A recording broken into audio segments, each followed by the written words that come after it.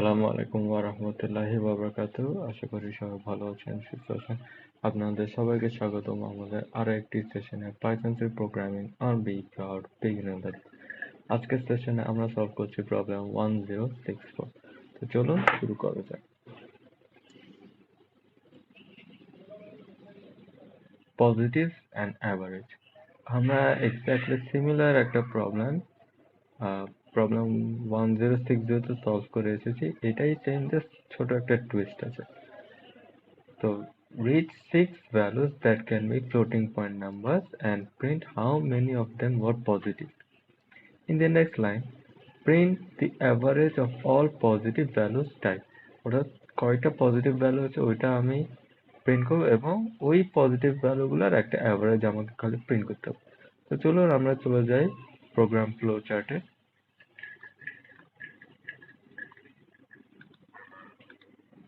তো লিস্টে আমি পরে আসছি, সবার আগে আমি একটা ফর লুপ তৈরি করব যেটা রেঞ্জ হবে 6 এবং 6 বার আমি ইনপুটটা নিব।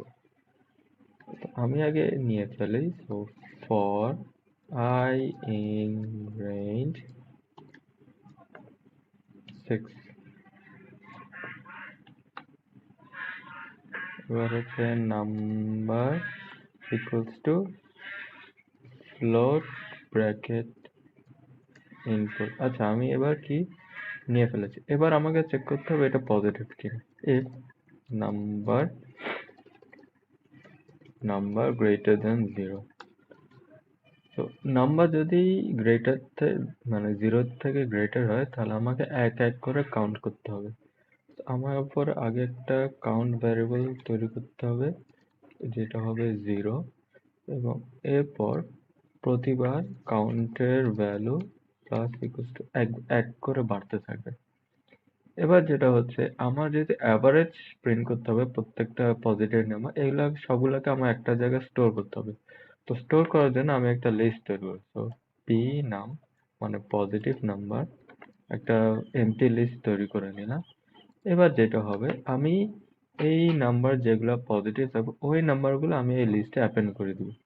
তো পি নাম ব্র্যাকেট হবে না, ডট অ্যাপেন ব্র্যাকেট নাম্বার। তো নাম্বারগুলোকে আমি লিস্টে দিয়ে ফেললাম। এবার আমি দেখি প্রিন্ট কাউন্ট, প্রিন্ট কি হবে পি নাম। চলুন আমরা একবার দেখে নিই।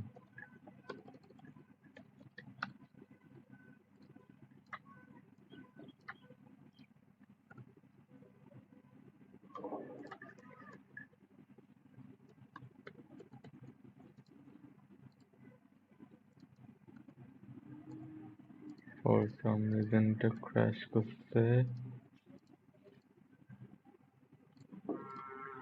আচ্ছা, আমি রিস্টার্ট দিই।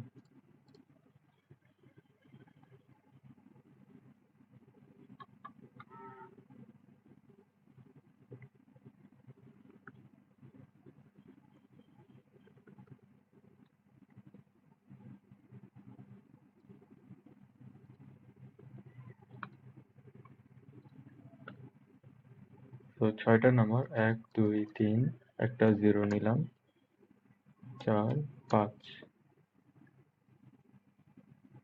হ্যাঁ, ঠিক আছে। তো আমার হচ্ছে 6টা নাম্বার নিলাম, তার মধ্যে একটা 0, সো আমার 5টা পজিটিভ নাম্বার। তো এখানে আমার কাউন্ট হচ্ছে 5। আর পি নাম যেটা আপনারা দেখতে পাচ্ছেন 1 2 3 4 5 নিয়েছে। এবার আমাকে যেটা করতে হবে এটার অ্যাভারেজটা আমাকে বের করতে হবে। অ্যাভারেজটা আমি কি বের করবো, আমি এখানে আরেকটা ভ্যারিয়েবল ডিক্লেয়ার করি এ বি, যে average equals to summation of কি হবে পি নাম ডিভাইডেড বাই কাউন্ট। অর্থাৎ এই পি নাম্বার, এই লিস্টে যতগুলো নাম্বার আছে সবগুলোকে আমি যোগ করে কাউন্ট দিয়ে আমি ভাগ দিলে আমি অ্যাভারেজটা বের করে ফেলতে পারবো। সো এখানে হবে অ্যাভারেজ। দেখি তো 1 2 3 4 5 6।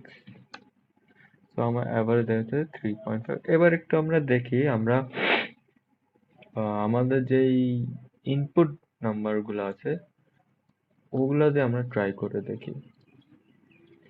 তো 7 minus 5 6, 7 minus 5 6 minus 3.4, 3.4 কত, 4.6 12, 0.6 12। ঠিক আছে, আমাদের চারটা পজিটিভ নেবো এবং অ্যাভারেজ হচ্ছে 7.4। এখানে আমি একটু এডিট করে নিব, সেটা হচ্ছে আমি এখানে একটা F inverted comma second bracket দিয়ে নিলাম, কারণ আমাকে এখানে বলেছে যে আপ টু 1 ডেসিমাল পয়েন্ট পর্যন্ত আমাকে প্রিন্ট করতে। তো শিফট কোলন 0.1 এফ, আর এখানে একটা স্টেটমেন্ট প্রিন্ট করতে হবে, F inverted comma second bracket close ভ্যালুরেস পজিটিভস সেকেন্ড ব্র্যাকেট। আচ্ছা ঠিক আছে, ওকে দেখি আমাদের আর কিছু বাকি আছে কিনা। না, আর কিছু বাকি নেই। Let's go head copy. Error কিসে?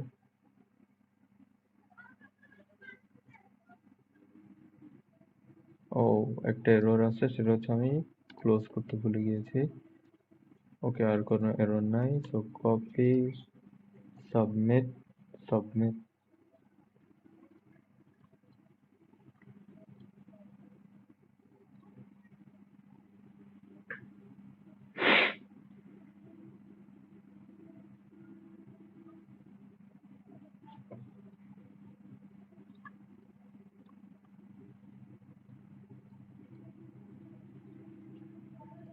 ওকে, আমারটা অ্যাকসেপ্টেড হয়ে গিয়েছে। নাইস। এবার আমি আপনাদের সাথে একটু শেয়ার করতে চাই যে আমি অনেক আগে একই প্রবলেম একটু ভিন্ন কনসেপ্ট দিয়ে করেছিলাম, সলভ করেছিলাম। তো দেখি ডিফারেন্সটা কোথায়। দোনোটার ক্ষেত্রে আমি কাউন্ট ভ্যারিয়েবল এবং পজিটিভ নাম্বার নিই, সেম একটা রেঞ্জ দিই, একটা ইনপুট নিই। ইনপুট হলে যদি পজিটিভ থেকে গ্রেটার হয় তাহলে আমি অ্যাপেন্ড করে দিই। এরপর আমি হচ্ছে সবার আগে কাউন্ট প্রিন্ট করি। এবার এইটা কেন আমি দিই আমি শিওর না। তো কাউন্টের ভ্যালু যদি 0 হয়, average equals to not a number or minus man. I forgot এই লাইনটা আমি কেন দিয়েছি।